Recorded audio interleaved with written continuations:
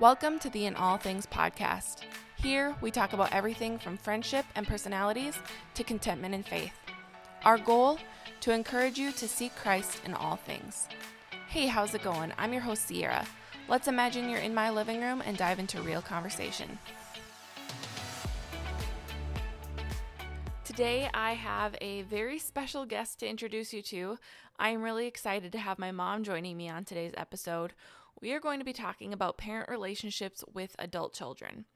And this is actually going to be both for parents and adult children. I have a very close relationship with both my mom and dad, as do my two siblings, and it's actually something that I'm asked pretty often by my friends. How do you get to have such a close relationship with your family? So my mom is joining me today to talk about our relationship and to answer some of the questions that I've gotten in the past regarding this topic. I hope this episode is helpful and encouraging to you to continue to pursue a healthy relationship with your parents and or your adult kids.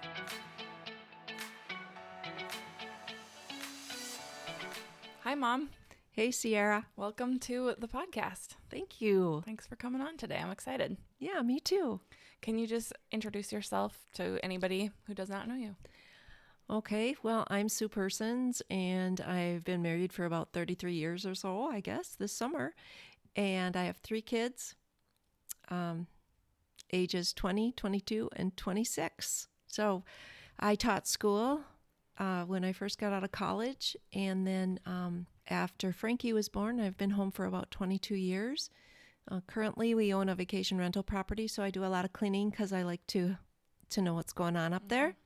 And seeing as it was the home I grew up in, it kind of means a little of emotional attachment to it. Yeah, awesome. Thank you. So I've gotten a lot of comments from my friends over the years, and if I'm remembering correctly, you would get these comments too. Maybe more when I was in middle and high school because people saw us together a lot more, but people would comment on how we do have a close relationship and ask us, how can I have that too with my mom, or how can I have that with my daughter? What do you think, in your perspective, has made us have that close relationship? Well, I think to preface all of this, we need to say that everybody is a different personality, and our children are different personalities. And we all have a different parenting style, and we just have a different way of dealing with people. So the way we describe our relationship here isn't to be put up on a pedestal of any sort, Right, because we're just people. And so what we have right now works, and then that's what we're going to go with. Your audience is going to just hear what works for us. Right. Well, I think first and foremost, we homeschooled, so you were actually with us. I mean, with me all the time. So that's going to be a little different for some people, and they have to just figure that out in how they take this. But for the first couple of years, I was home for about 18 months when you were born, and then I went back to teaching. And you actually did go to kindergarten. Yep. For 1 year, and it was after that 1 year that we decided, they asked me to come back. So I had been on leave for maybe 3-4 years, and they asked me to come back, and we decided that I wasn't going to go back. So I've been home for 22 years, which is a long time. Yeah. So I think that when you look at relationships with your children, you need to look at them like there's that relationship with them as the parent-child, which is really their early years, right? Their early years. And your friendship, that might start to, your parenting might turn to more like a friendship in their teen years. And Right. so to me, then by the time they graduate, but that now is more like a friendship. So I remember telling somebody not too long ago that don't be surprised that your character training actually ends when they're about 13. So that then you're starting to allow them to take off and become that individual without bossing them around so much. And you're just tweaking it. Because once they graduate, you're not tweaking anymore. They're not even around. Right. Yeah. So I think that the fact that we homeschooled did have a big impact on I it. think so. And that I looked at everything as a teaching moment. Yep. Still do. I do. It was very intentional. So I also looked at it that that you were my, not necessarily you were my main ministry. Like when you were really young, I didn't look at it like that. But after we moved, that was when I heard somebody say that, God has given you your family, and your family, the family unit is the unit that God has organized as we move through society. It all comes down to that family unit. And where should I start my ministry for God? It's with my family. And so you three and Dad, I had to bring that into my mindset that you were my first and foremost all the time. Yeah. And then, of course, with extended family in there too. So I would say that, like, the Bible in Proverbs talks about that to train up a child in the way he should go, and he will not depart from it. And I would say that goes with those early years. And that is our character training from when they're really little. And it has to be very intentional. Now, let me put in a disclaimer here that said, some listening might say, oh, I really blew that one. Or, I work full time. How am I going to do that? Well, it's never too late to change and to start intentionally building on your relationships. And so maybe you still work. Maybe somebody passed away. Life comes. Life came for us when Grandma got sick and Grandpa got sick. Never too late to go intentionally begin that relationship again if you would like it to change in a different direction. So those early years, you're training up your children. Then we get to the middle school years. Yeah. And what I'd like to point out what the Bible says about that, like in Luke 2, that is when Jesus at the age of 12 was in the temple. And his family was moving. They were going to go to Jerusalem for the feast of the Passover. And they left, not knowing where their son was, but just he figuring he was with them. And it was a full day before they discovered, my 12-year-old isn't even here. So when I said our character training is done by our teen years, the word teen is actually a new term. Yeah. Comes from the 1940s.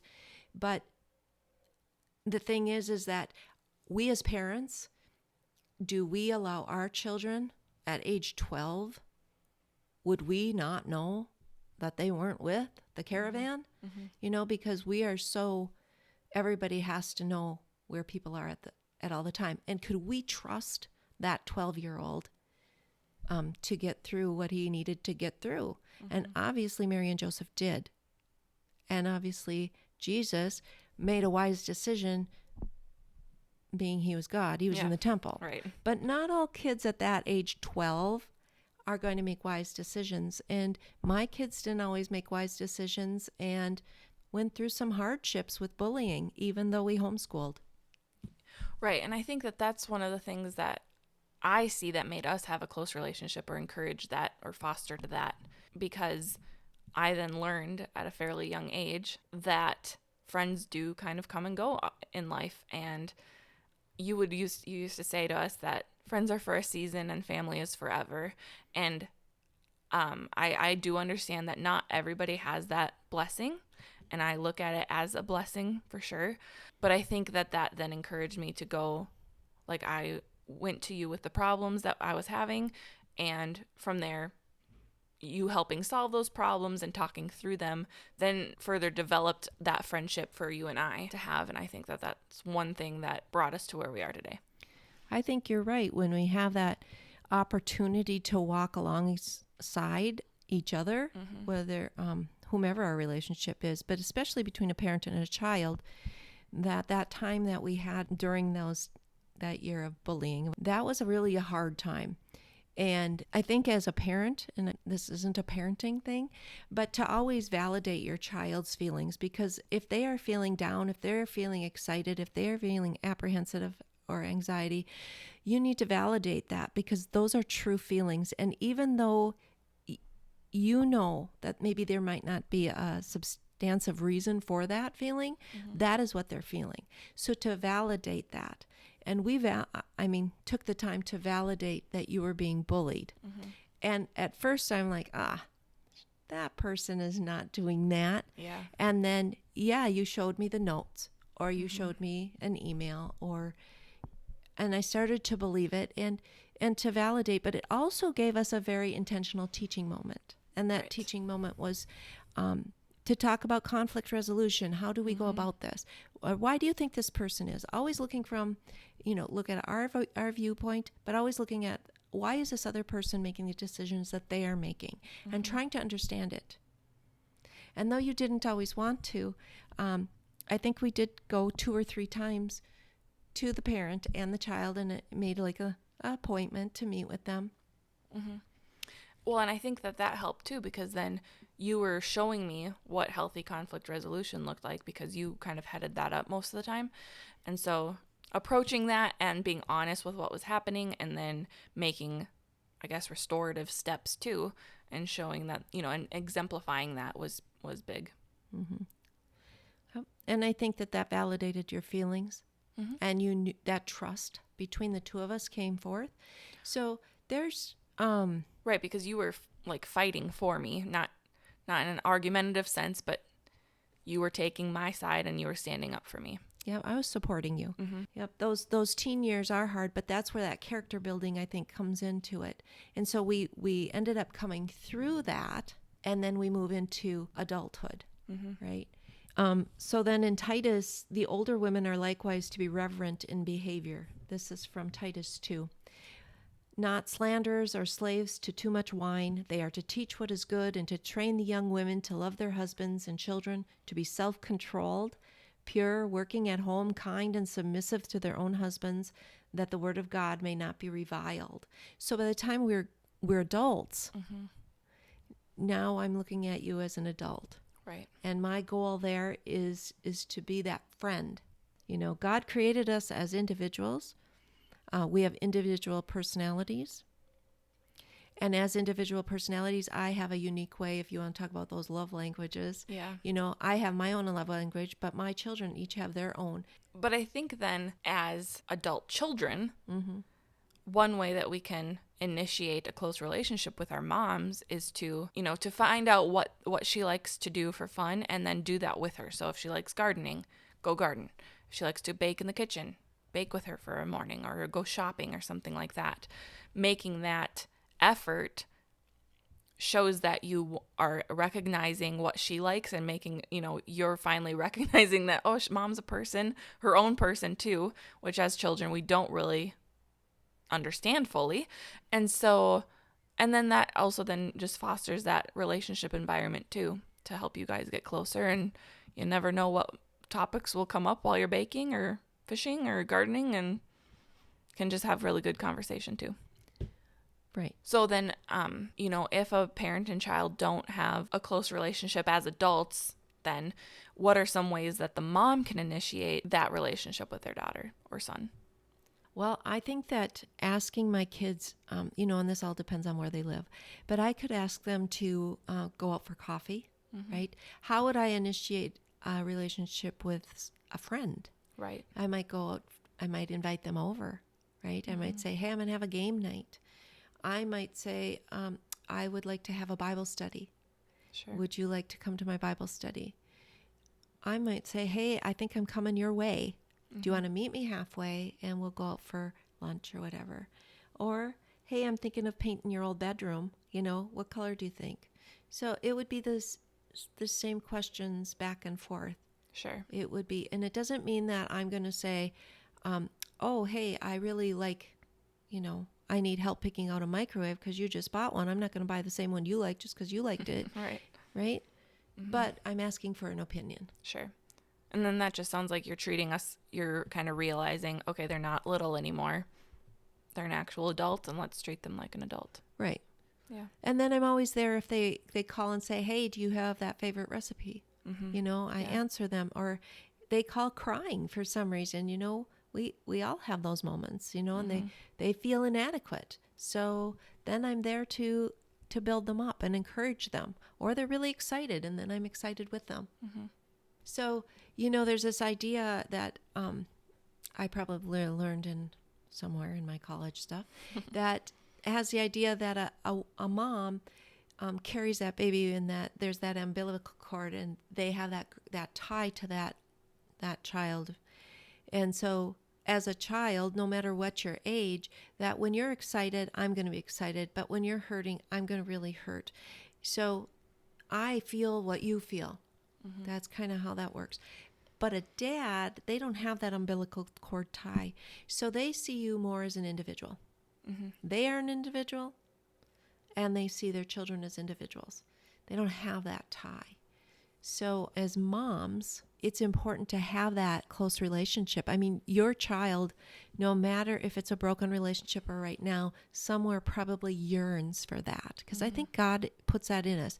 And as a mom, I'm going to yearn for that umbilical cord relationship. Somewhere inside of me is going to say, I really would like to talk to my kids or my child, And fortunately, I seem to have a really good relationship with all three of my kids. Right. And even Aiden, as a guy, he comes to me and talks and shares things with me that it used to be the joke among all us moms that, well, let's just ask Sue what's going on, when the kids were, when Aiden was younger, let's find out what's going on with the guys, because she'll know. He didn't mind telling me some things, just Sure. And it was never anything real personal. I don't think these moms need to worry about that there was anything personal out there. Yeah. But also I think that what brings us closer in relationships, when people are going through a hard time or even a fun time, like buying a house, or as an adult, or say you're going through a hard time relationship-wise with somebody, those kinds of experiences, when you are drawn together and we help each other go through them, whether they're happy or not so happy, that strengthens a relationship. It all just goes back to kind of how you would just build a friendship in general, and building trust is huge within that relationship, especially between a parent and child, I think. So do you trust me, Sierra? Yes, I do, Mom. How do we address conflict? Because I don't want this to sound like we have the most perfect relationship ever and never have conflict, because that's not true. So how do we address conflict as two adults, but also as, mother and child, or parent and child? Well, I think that communication is a hard one. And I think that always starts when they're young, that how do we communicate? One, I think that when we communicate and we have something serious to talk about, it's more of a, hey, can I meet with you? Or, hey, I'd like to share with you something. I think we need to remember to keep our voices on a level, that it doesn't help. And the more excited we get, the more faster we talk all the time. And your child is going to notice that, or the other person's going to notice that. So when you talk about conflict, let's see, within our own family, we usually say, hey, I need to talk to you about something, or can you come up here when, you have a moment? And the response I usually get is, oh, am I in trouble? Even at this age, oh, am I in trouble? Did I do something? Right. And it's like, no, I just want to talk to you, And so the thing is that it could be I need to talk to you because I need to apologize for something, or I need to talk to you because I noticed that you're treating somebody in our family, or you were disrespectful to me and I didn't appreciate that. So we have a lot of communication. We don't usually stew and boil. No. But I would say that when we are mad, I think Aiden's high school tennis coach gave such a great piece of advice to the boys. And that was, on the court, you're going to get mad. And you might even get mad at your teammate. But wait 24 hours before you address it. Because those 24 hours can bring an awful lot of clarity. Sometimes we get emotional because something happened during the day that has absolutely nothing to what somebody just said. It was just that whatever that person said set you off. And it could have been something that actually happened 2 or 3 days ago. Right. You're just that high strung at that moment. So wait that 24 hours. I think that can build trust, that know that I'm not going to get mad at you, at that point. But, I just want to talk to you. But in any kind of communication, that when we are going to talk to somebody about something serious, is we're going to get defensive. Yeah, that is the first human response, is being defensive. But the whole thing that we need to come with is humility when we are approached like that, because we need to say, okay, one, did I actually do that? Was I intending on being hurtful to somebody? And then apologizing for that. Maybe something I said was not intending to be hurtful, but it was taken wrong. And then just clarifying that. That's an easy fix, basically, is just clarifying, clearing the air, and talking through that misunderstanding. But I think a lot of it comes down to our individual personalities and how we hear things and how we say things. I am a more direct person, and sometimes what I say comes out more harsh than I intend. And then I need to go back and apologize to somebody who does not have that personality, because they were hurt by that. And just knowing yourself in that is huge. It is huge. And I think those of us that are a little more sensitive need to not think the worst of the person that's talking to us. Mm-hmm. Because you don't know what happened in their day, that they're just really direct. Right. And I think part of it, remember you texted me the other day, mm-hmm. and I gave a one-word answer. Yeah. And I know you. And I knew you would be like, oh my goodness, she is mad at me. I definitely because thought that. Yep. One word answer. Yep. But you didn't know what was either going on the other side of that phone. And so after I was done with whatever I was doing, whether I was on the phone, I don't remember, but I then gave you a 2-sentence explanation or response. And the thing is that not everybody has time for that 2-minute response right away. Mm-hmm. So not to jump to the conclusion that, oh, she was really direct to me and that hurt my feelings and I didn't like her tone. Mm-hmm. Well, you don't know. Maybe she just got off the phone about, maybe she's customer service and she got off the phone with somebody really rude and they just cussed her up and down, blamed her for something she didn't do.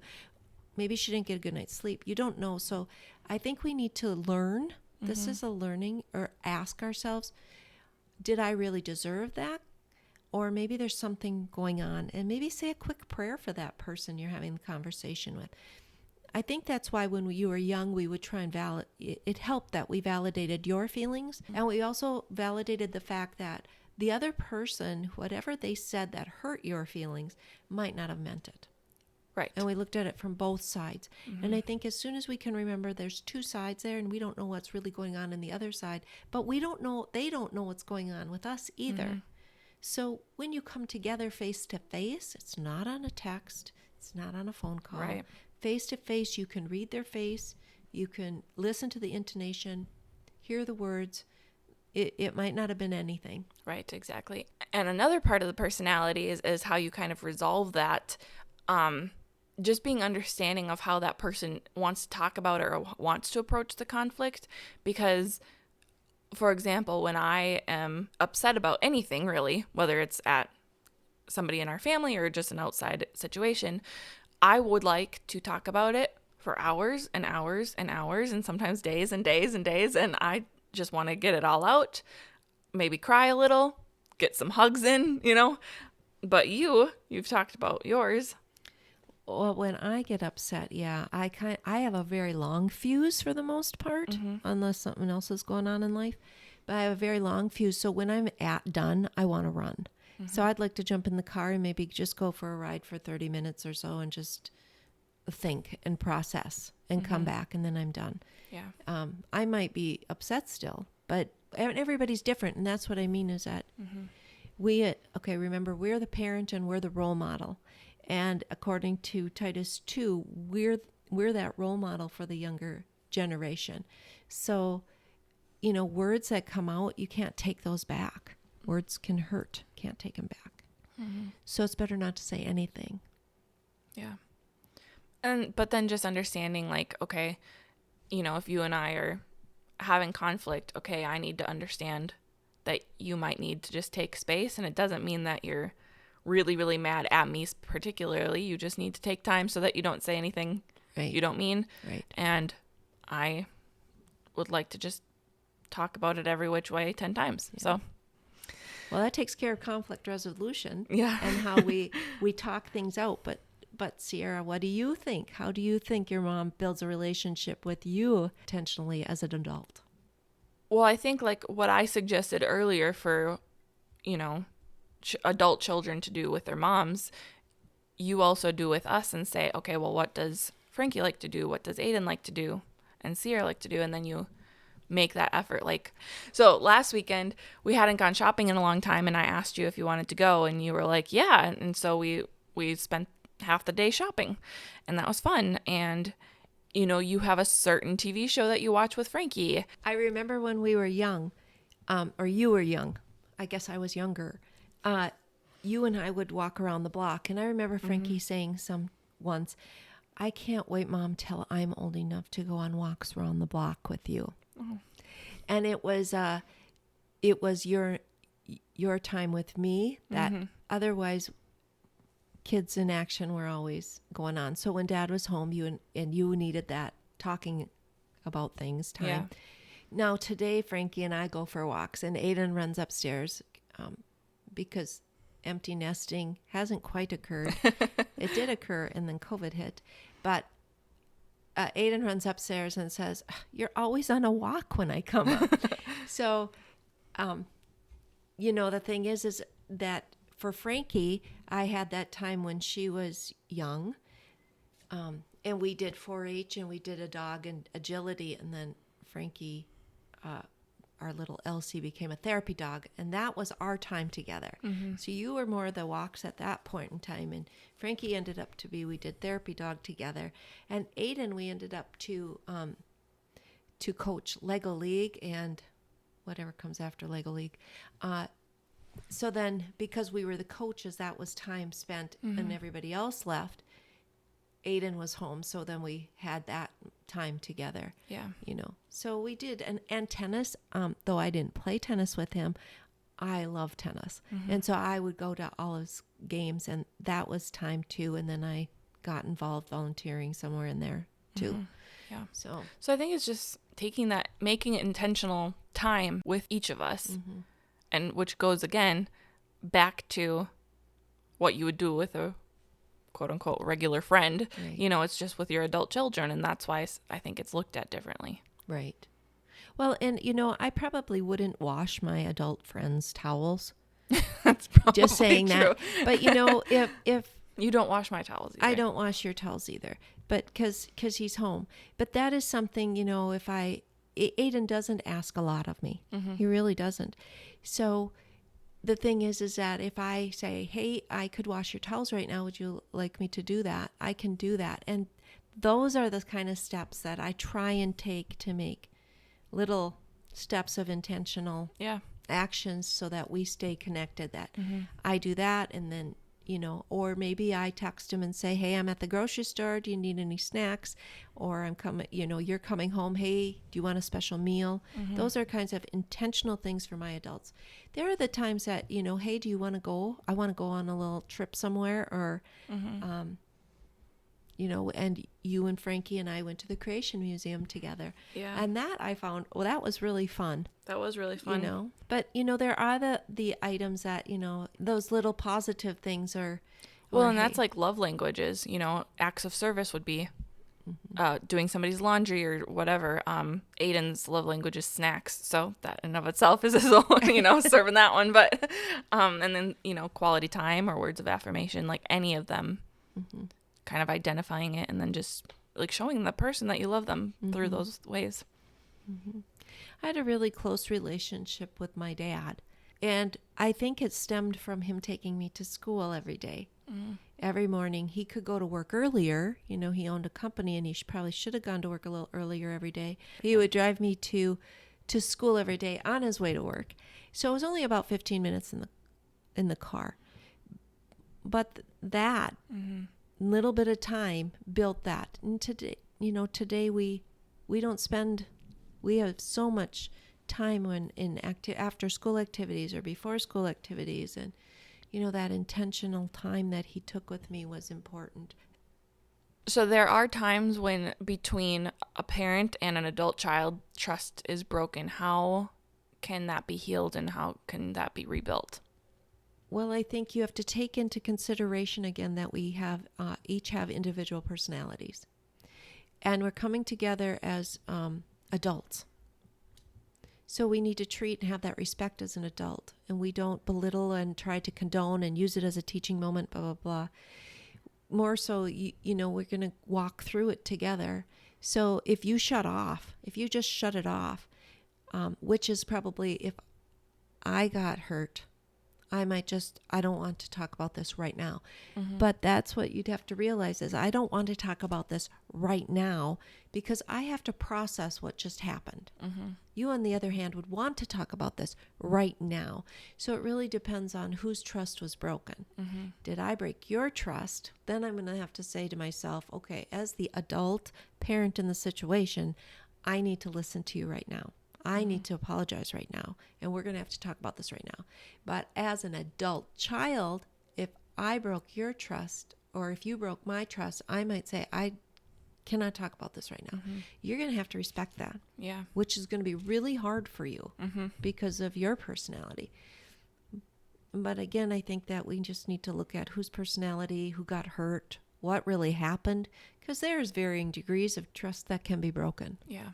I do think that as far as communication between a parent and a child, you come to me and you want to, share with me something or something happened, you need to be able to say to me, well, hey, Mom, I know this is exciting. This is pretty cool, but I'm not ready to tell anybody right now. Mm-hmm.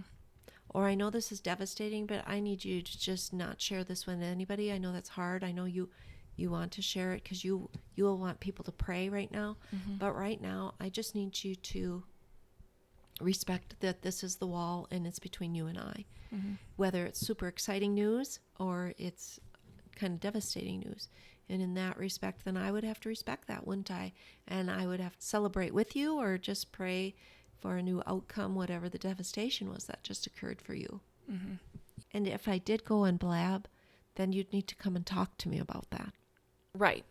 Because hiding a hurt like that, like if I found out, that just allows the stewing to happen and allows a barrier to be put up instead of just being honest and say, I asked you to not tell anybody. Can you not, and I feel like I can't talk to you anymore, or I can't tell you things and confide in you. And being honest about that, it was probably, if we're just role playing the situation, but it was probably because you were excited for me or something like that. But that trust was still broken and it needs to be addressed. But if you might assume I'm going to be quiet about it, mm-hmm. and you don't say, hey, Mom, we need to just keep this on the down low. Well, come on now. Then it's a free-for-all. Well, that's the thing is that yeah. It really needs to be said. You want this to be a respectful relationship. So in so doing, mm-hmm. I need to preface that. Or, hey, I don't want you to talk to anybody about this. This is what I'm thinking is going to happen. Mm-hmm. And communication. Respect that. Mm-hmm. Communication. Yep. Don't assume. It makes the world go around, people. Sierra's mantra. Mm-hmm. Well, one question that I guess I've had a couple friends ask me before is it okay to not share anything with your mom? And I don't really have that problem, so I share a lot. But is it okay to not share anything with your mom as an adult? Well, I think that if somebody's asking, is it okay that I not tell my mom something, they should look at why. Right. Is there a reason you don't want to? So say you got a new car and you come to my house and, and we go for a ride and I'm super excited for you. But just say I'm a person that doesn't believe in a loan. Sure. And you went and took out a loan for this car and you don't tell me that's how you paid for it was with mm-hmm. a loan. And I'm going to be disappointed. Sure. If I'm a person that believes in that, mm-hmm. I'm going to be disappointed in that. So you don't tell me. Well, you have to, you know what? You're the grown up. You're in this scenario. You're a grown up. You're the adult. So it was totally up to you to make that financial decision. Yeah. Do you want to take out a loan for a vehicle or don't? Yeah. Not. So I'm not just talking about that, but it doesn't even have to be something you're buying. But whatever decision you've made, mm-hmm. Is there a reason you don't tell the whole story? Right. So maybe you shouldn't have done what you did if you feel that way. Mm-hmm. Or, you just preface with, Mom, I'm sure this is something you wouldn't have done. Sure. But I found that I really wanted to do it. I worked this out, Mm-hmm. and I think I can handle this. Yeah. Or it could go back to the trust part. And, you might not want to share something in fear that right. will get spread or something like that. And I think that just maybe working on rebuilding that trust then first.